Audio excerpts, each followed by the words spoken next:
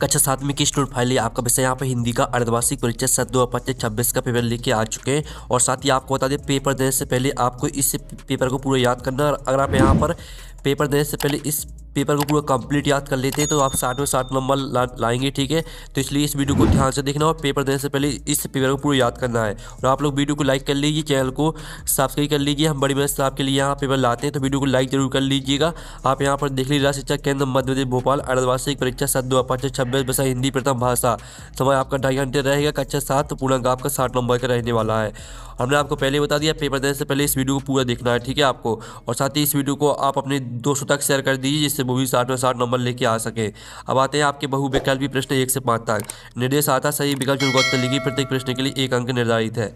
तो प्रश्न पहला आता स्वावलंबन का अर्थ है। तो आपका यह था आत्मनिर्भर होना, बी था सहनशील होना, सी था स्वाध्यायी होना और डी था स्वाभिमानी होना। तो यहाँ पर स्वावलंबन का जो अर्थ होता है वो होता है आपका आत्मनिर्भर होना।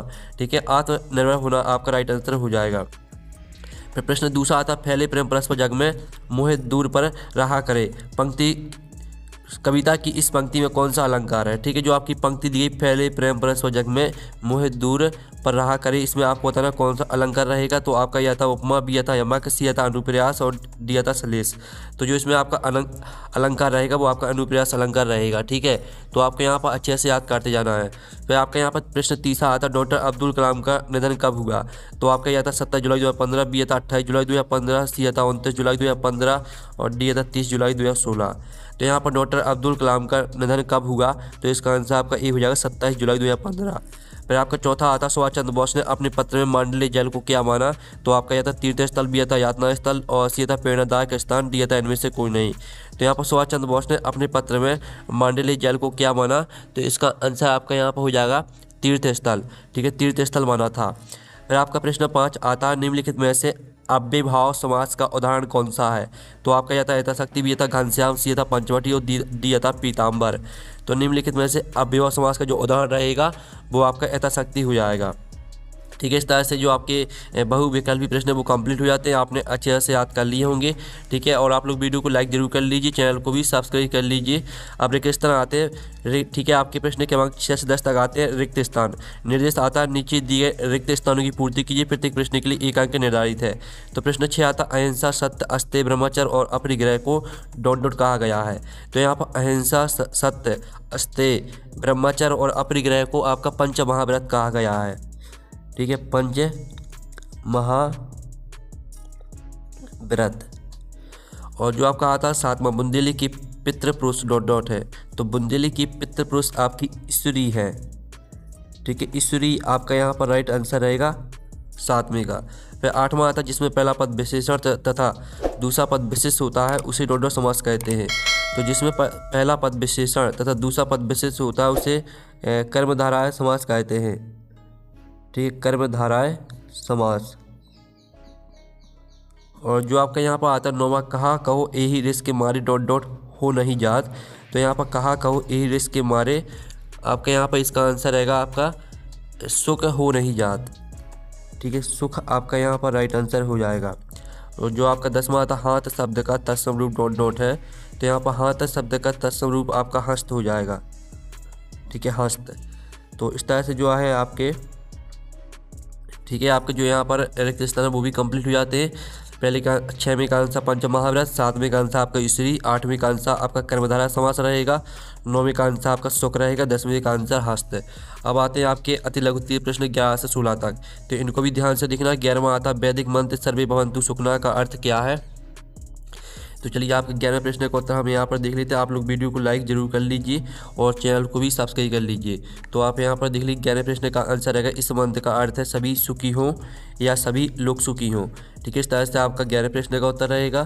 फिर जो आपका 12वां था गुरु नानक देव का शिष्य लंगड़ा किस नाम से प्रसिद्ध हुआ? तो इसका उत्तर आप यहाँ पर देख लीजिए, लंगड़ा गुरु अंगद देव के नाम से प्रसिद्ध हुए। फिर आपका यहाँ पर हम 13वां प्रश्न आता है अब्दुल कलाम का पूरा नाम क्या है? तो इसका उत्तर आप यहाँ पर देख लीजिए, उनका पूरा नाम अबुल पाकिर जैनुलाब्दीन अब्दुल कलाम है। ठीक है, आपका अब्दुल कलाम का पूरा नाम दिया गया है। फिर आपका यहाँ पर 14वां था यशोदा कृष्ण का किस तरह श्रृंगार कर रही है? तो इसका उत्तर आपका हो जाएगा यशोदा कृष्ण के शरीर पर तिल लगाकर, काजल लगाकर, चोटी गूंदकर और नज़र का टीका लगाकर श्रृंगार कर रही है। फिर आपका 15वां था लक्ष्मीबाई के चरित्र की कोई 2 विशेषताएं लिखिए।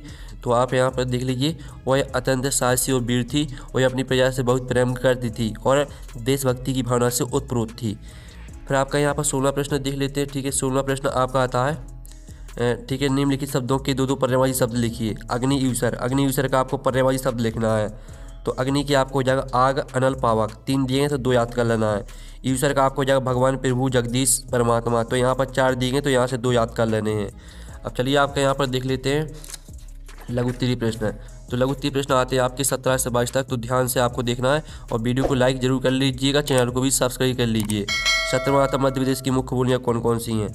तो आप यहाँ पर देख लीजिए, मध्य प्रदेश की मुख्य बोलियाँ बुंदेली, मालवी, निमाड़ी, बघेली शामिल है। इसके अलावा यहाँ की शहरी और ग्रामीण क्षेत्रों में हिंदी का भी व्यापक रूप से प्रयोग होता है। ठीक है, आपका प्रतिनिधित्व करती है, यहाँ तक याद कर लेना है। फिर आपका 18वां आता नर्मदा नदी को मध्य प्रदेश की जीवन रेखा क्यों कहा गया है। तो इसका उत्तर आप यहाँ पर देख लीजिए, नर्मदा नदी, ठीक है, नर्मदा नदी को मध्य प्रदेश की जीवन रेखा इसलिए कहा गया क्योंकि यह सिंचाई, पेयजल और बिजली उत्पादन के लिए राज्य की एक बहुत बड़ी भाग को जल प्रदान करती है। ठीक है, आपका विकसित हुए हैं, यहाँ तक याद कर लेना है। फिर 19वां था गोरैया को हरियाली की रानी क्यों कहा गया है। तो इसका उत्तर देख लीजिए, गोरैया को हरियाली की रानी इसलिए कहा गया क्योंकि वह मुख्य रूप से हरे भरे वातावरण, खेतों और उद्यानों में रहना पसंद करती है। ठीक है, मनोरम बन जाता है, यहाँ तक याद कर लेना है आपको।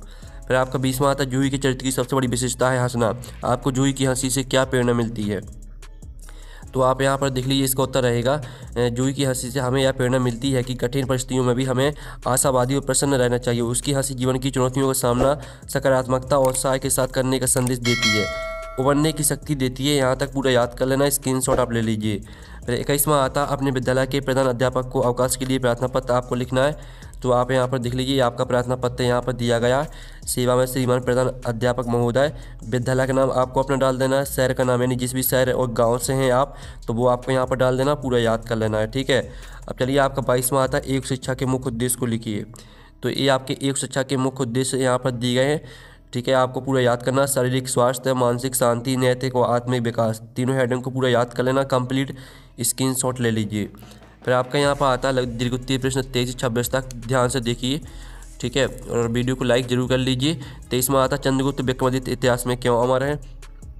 तो आप यहाँ पर देख लीजिए, आपका 23वें प्रश्न का आंसर रहने वाला है, चंद्रगुप्त विक्रमादित्य इतिहास में अपनी साम्राज्य विस्तार, कुशल शासन व्यवस्था और कला व संस्कृति के संरक्षण के लिए अमर है।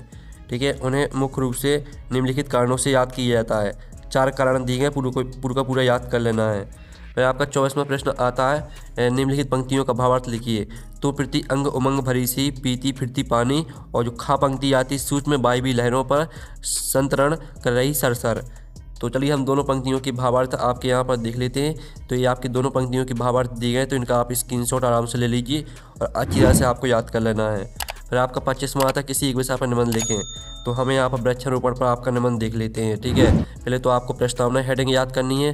प्रस्तावना हेडिंग याद करने के बाद आपको वृक्षों का महत्व, इस हेडिंग को पूरा याद करना है, इसका स्क्रीनशॉट ले लीजिए। फिर इसके बाद आपका वृक्षारोपण की आवश्यकता, इस हेडिंग को पूरा याद करना है। फिर आपको उपसंहार, इस हेडिंग को पूरा याद करना है। फिर आपका यहाँ पर देख लेते हैं। ठीक है, 26वां प्रश्न। 26वां प्रश्न आपका यहाँ पर दिया गया है, निम्नलिखित पदांश की संदर्भ प्रसंग से व्याख्या कीजिए। अहंकार का भाव न रखूं, नहीं किसी से क्रोध करूं, देख दूसरों की बढ़ती को कभी नहीं इससे भाव धरूं। ठीक है, आपकी पंक्तियाँ दी गई, तो आप पंक्तियाँ पूरा पढ़ लीजिएगा। अब चलिए इनका जो आपका यहाँ पर संदर्भ प्रसंग व्याख्या वो हम यहाँ पर देख लेते हैं। तो ये आपका यहाँ पर पहले तो संदर्भ देख लीजिए, ये आपकी संदर्भ दी गई, प्रसंग दी गई। ठीक है, और साथ ही इनकी जो व्याख्या भी देख लीजिए। तो इस तरह से जो आपका हिंदी का पेपर है वो कंप्लीट हो जाता है। आप लोग वीडियो को लाइक जरूर कर लीजिए, चैनल को भी सब्सक्राइब कर लीजिए। तो हम नेक्स्ट वीडियो में मिलते हैं। Thanks for watching.